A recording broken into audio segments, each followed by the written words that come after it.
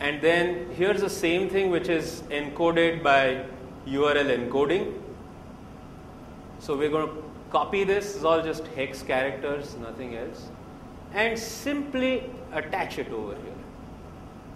Simply paste it, cut and paste the whole thing. If it sits and it works. If it doesn't, it doesn't. Went in, it didn't give me an error back, which means this thing has been populated. The attack script, what is the script? Here's the script that we tagged in, php demo.example.com, redirect x is equal to j. This is just a JavaScript redirector that I have. Now let's see what happens to this guy when we load up IE again. I mean, this is just an IE example, but totally depends on the browser and the vulnerability that you're targeting. It could happen to Firefox, it could happen to anything. Depends what you have. So all I have to do is now just go to the site, and with any luck, I'll get a calculator popping up. It's already going to work. There's like 4 or 5 instances probably running. And with any luck, we'll get a calculator come up on the screen.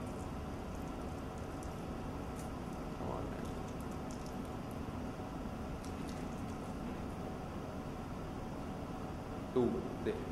Okay. So this is how you get code running just by site visits. That's great.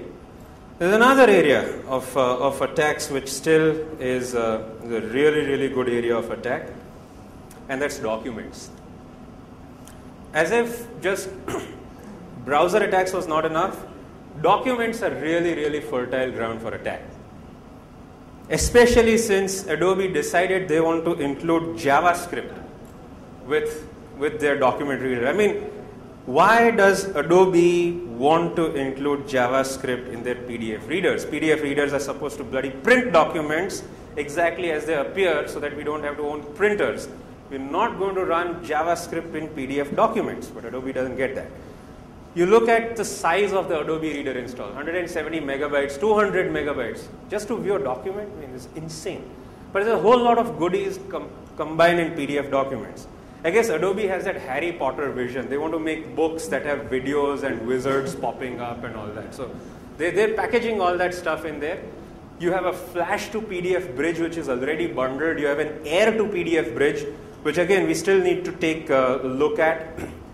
But if you're interested in PDF attacks, one of the talks in this room earlier was on PDF origami. Great stuff. Another guy who's done a lot of good work on PDFs is Didier Stevens. Read his blog, and you learn.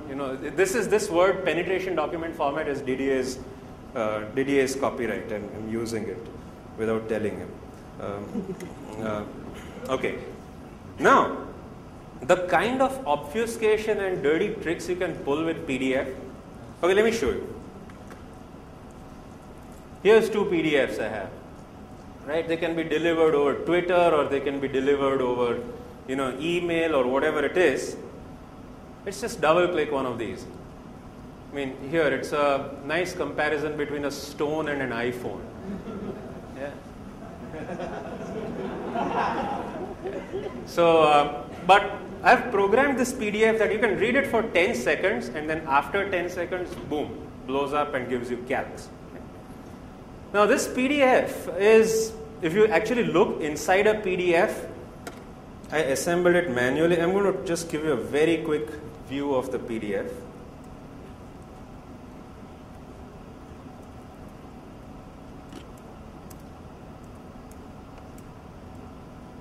So here's a PDF. It's basically text with embedded images and JPEGs and whatnot. If you go through the headers, you can inject your own open action tags in the catalog. This means that run action number 666. Action number 666 is a JavaScript object, and the JavaScript here is you have all this shell code. It's the same shell code as I used to run calculator, but it's triggering an Adobe vulnerability. There's 4 or 5 of these Adobe vulnerabilities out. Adobe is notorious in patching them. They just don't get they don't get serious about patching. They take like 3 or 4 months to patch a bug. Now, it's very easy to defeat antivirus. I mean, this PDF, I actually emailed it to myself on Yahoo today. It's like, today's date, draw the inferences. Not an antivirus. Confidence in a connected world. All right. Download the file and merrily use it. And this is what you're going to get if you use it.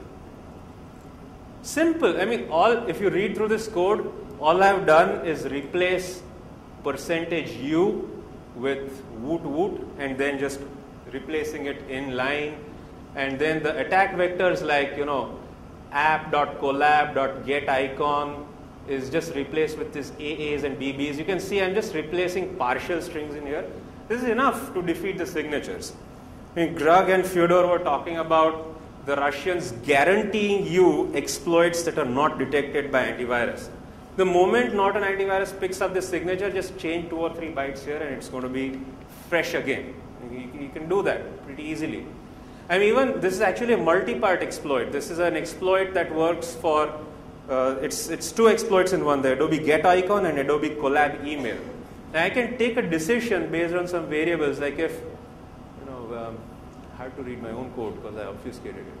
But if my version is less than 7, then use bug number 1. Yeah, here. If version is less than 8, then do this. If version is greater than 8, do that. And you can launch multiple of them in one. Last but not least, I mean, calcs and all is cool, right? I mean, there's no, that's funny, makes us laugh and all that. But let's talk about some real payloads, real badass payloads. One of the badass payloads is something called download and execute. I have a binary that will be downloaded and executed the moment a vulnerability triggers, and that's what I'm going to do. Now, rootkits are also getting history. Well, not history, they're changing shapes. Evolution is modifying rootkits. Your classic rootkits used to be network sniffers, keystroke loggers. I mean, if it's Andrea, then he doesn't need a rootkit. He just needs a laser gun and electrical circuits to trap your keystrokes, which is really cool. But you don't need any driver level stuff in rootkits anymore. Why? Because life exists only on the browser. The OS is useless. So if I can infect the browser, that's enough. And what I'm going to do is I'll just infect a toolbar. Inside the browser, I'm free to do anything. I'll trap all your keystrokes from the DOM. I'll monitor all your sockets. I'll just monitor all your DOM traffic and JavaScript events, and I get everything.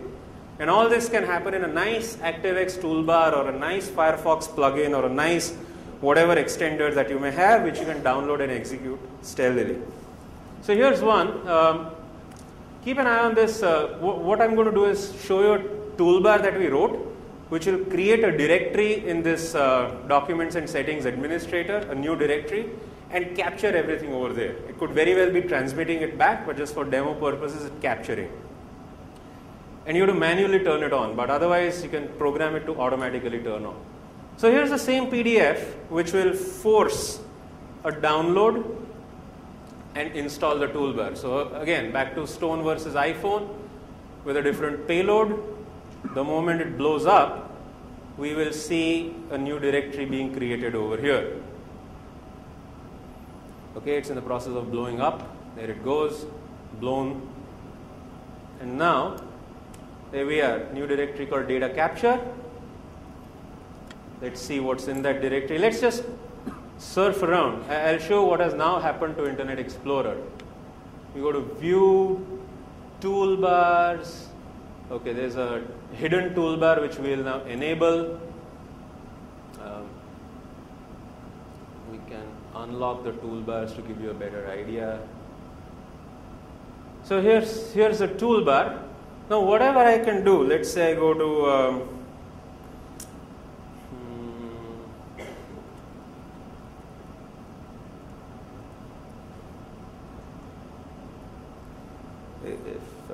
if it loads up.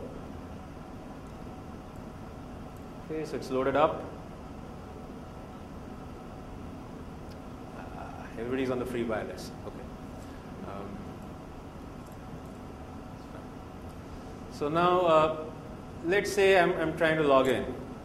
Yeah.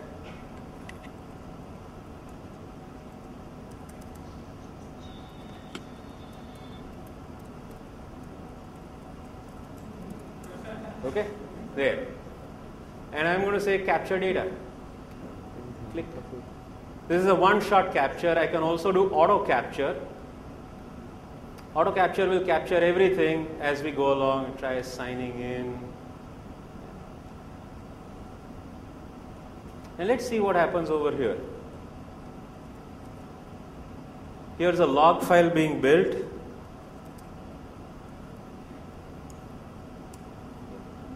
And now every key that I typed, so here's what I typed in the DOM boxes. It tells me the fields and everything.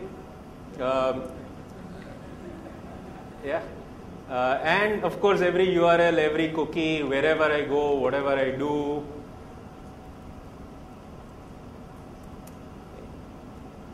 And so now we're going to hack in the box. And once the page loads up, there you say now you've gone to hack in the box, and these are your cookies, all the Google ads and whatnot. So all this data can be captured. No antivirus is going to detect this. This not even a rootkit. It's not hooking anything. It just lives inside the DOM and grabs your browser where the sun doesn't shine. So, well, what can we do about security? This is the last minute I have. Sadly, other than antivirus, user education, this is the only form of security we have. Security by pop-ups. I know we've in an effort to make everything easy for the users, we've made them into click monkeys. Whenever they see a pop-up, they click and just move on. So we'll have to learn about some new things. Basically, this brings me to the end of my talk. Questions and comments or anything. We have 1 minute left, and I'm sure the organizers may give us some more time if we'll play nice, right? So anything you want to ask me or discuss or throw light on or challenge or rant, rave, you're more than welcome. Yes. You want the PDF? Oh, sure, man. Just download it from my server, right?